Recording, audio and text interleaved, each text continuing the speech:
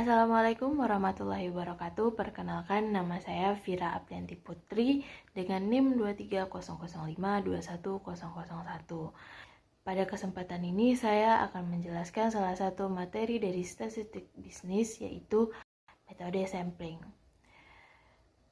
Baik, langsung saja, yaitu metode sampling ialah salah satu metode yang digunakan pada saat kita melakukan penelitian terhadap sesuatu. Metode sampling itu ada populasi dan juga sampel.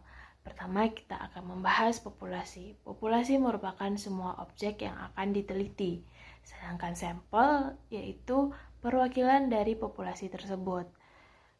Sebagai contoh, kita akan melakukan penelitian tentang kepuasan mahasiswa terhadap layanan kampus.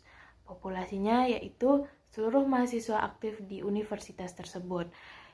Jadi, apabila di dalam universitas tersebut terdapat 2.000 mahasiswa, populasi dari penelitian tersebut ialah seluruh 2.000 mahasiswa tersebut. Dan juga sampelnya ialah diambil perwakilan 300 mahasiswa yang diambil secara acak untuk mewakili populasi tersebut. Sampel merupakan perwakilan dari populasi yang kita gunakan untuk penelitian. Hal ini dilakukan untuk menghemat waktu, biaya, dan tenaga. Untuk setiap penelitian, kita harus meyakinkan dan memastikan dengan penggunaan sampel ini dapat mewakili secara penuh populasi kepada para pembaca penelitian kita nantinya. Selanjutnya, agar hasil sampel itu dapat meyakini hasil penelitian kita nantinya, untuk pengambilan sampel itu ada yang namanya teknik sampling. Jadi kita akan membahas teknik sampling. Teknik sampling adalah cara atau metode memilih sebagian anggota populasi agar hasil penelitian kita tetap relevan dan representatif. Teknik sampling membantu kita menentukan siapa saja yang akan dipilih, berapa banyak jumlahnya agar dapat mewakili penelitian kita, dan penelitian tersebut tidak akan menyesatkan nantinya.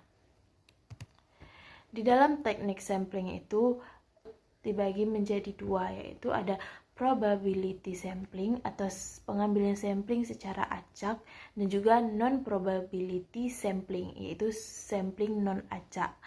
Probability sampling ialah sampling yang diambil dengan populasi, semua anggota itu diundi secara acak. Di dalam probability sampling itu terdapat juga bagian-bagiannya. Yang pertama, simple random sampling, yaitu semua anggota populasi diundi secara acak.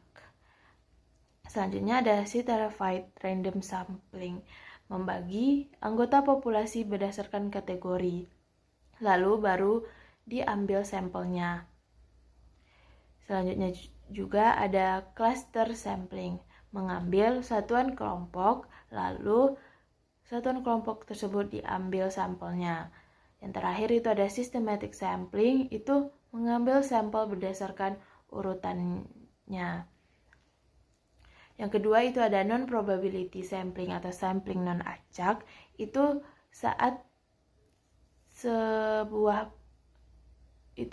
seorang peneliti tidak dapat menjangkau semua anggota populasinya, makanya dilakukan non-probability sampling. Non-probability sampling itu ada beberapa jenis juga. Yang pertama itu ada purposive sampling, itu dipilih berdasarkan tujuan tertentu. Misalnya sampel diambil berdasarkan apa tujuan dari penelitian tersebut. Selanjutnya itu ada convenience sampling, itu memilih anggota yang bersedia untuk dilakukan penelitian.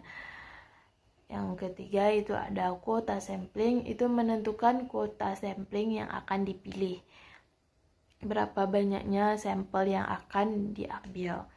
Yang terakhir itu ada snowball sampling, itu memilih satu orang terlebih dahulu, lalu setelah selesai meneliti orang tersebut, meminta rekomendasi kepada orang tersebut untuk sampel selanjutnya. Begitupun seterusnya, memilih sampel dari rekomendasi orang tersebut. Baik, sekian dulu materi yang dapat saya sampaikan. Apabila ada kesalahan, saya mohon maaf. Terima kasih. Saya tutup dengan wassalamualaikum warahmatullahi wabarakatuh.